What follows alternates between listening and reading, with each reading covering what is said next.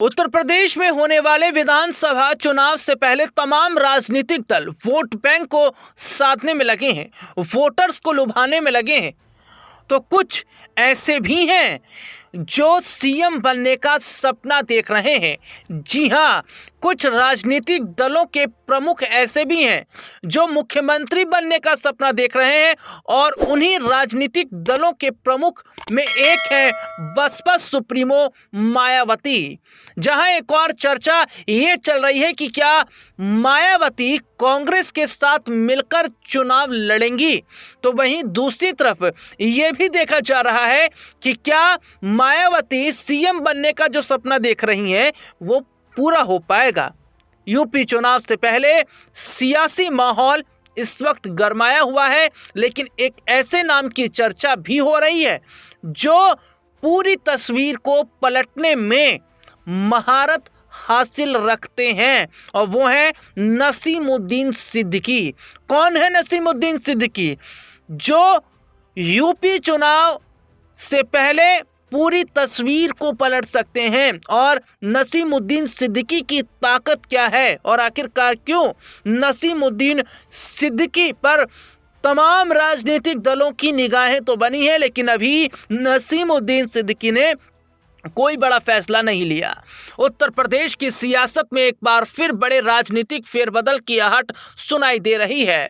Bahujan Samaj party के कद्दावर नेता रहे और पूर्व कैबिनेट मंत्री नसीमुद्दीन सिद्दीकी ने कांग्रेस पार्टी से इस्तीफा देकर बड़ा दांव खेल दिया। सिद्दीकी के साथ करीब 72 अन्य दिग्गज नेताओं ने भी कांग्रेस को अलविदा कहा, जिनमें लगभग 2 दर्जन पूर्व विधायक शामिल हैं।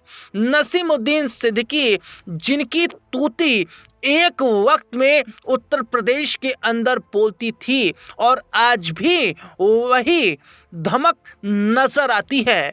यूपी के बुंदेलखंड क्षेत्र से ताल्लुक रखने वाले नसीमुद्दीन को 2017 के उत्तर प्रदेश विधानसभा चुनाव के बाद बसपा से बाहर का रास्ता दिखा दिया गया था। उन्हें मायावती का काफ़ी विश्वस्त माना जाता था। बाद में बसपा ने उन पर पार्टी विरोधी काम करने का आरोप लगाया था। हालांकि उसके बाद नसीमुद्दीन ने प्रेस कॉन्फ्रेंस करके बसपा प्रमुख मायावती पर ब्लैकमेल करने का आरोप भी लगाया। इसे साबित करने के लिए उन्होंने एक ऑडियो टेप भी जारी किया। बाद में उन्होंने कांग्रेस का दामन थाम लिया था।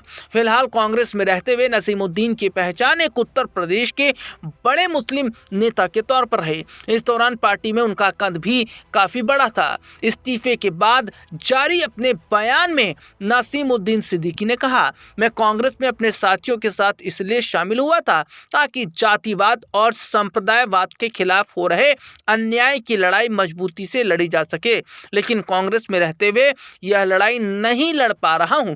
मेरा मकसद जनता के लिए काम करना है।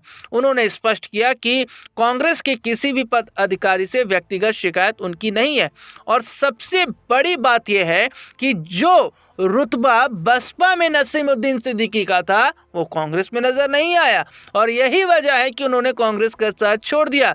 लेकिन इस बीच उनकी संपत्ति को लेकर भी बड़ा खुलासा हुआ है। नामांकन पत्र के साथ दाखिल शपथ पत्र में नसीमुद्दीन सिद्दीकी ने अपने पास कुल 13.73 करोड़ और अपनी पत्नी हुस्ना सिद्दीकी के पास 4.49 करोड़ की संपत्ति का ब्यौरा दिया, जबकि 2015 में दाखिल शपथ पत्र में उनके पास 3.92 करोड़ और उनकी पत्नी के पास 4.49 करोड़ रुपए की संपत्ति का जिक्र किया था। बसपा नेता के पास एक इनोवा गाड़ी और उनकी पत्नी के पास एक जीप है। चुनाव आयोग के दिए गए शपथ पत्र के मुताबिक वर्तमान में बसपा नेता नसीमुद्दीन सिद्दीकी के पास 45,000 की नकदी है, जबकि उनकी पत्नी के पास 35,000 रुपए नकद है। इसके साथ ही उन पर एक क्रिमिनल केस भी है। अब देखना ये होगा कि नसीमुद्दीन सिद्दीकी क्या वापस बसपा की तरफ आएंगे, क्योंकि जो रुतबा बसपा में था वो कहीं और नजर नहीं आ रहा। चुनाव सर पर है, और अगर ये कदम उठाते हैं तो क्या मायावती उनके जरिए मुसलमान वोट बैंक को एक बार फिर से साधने में कामयाब होंगी।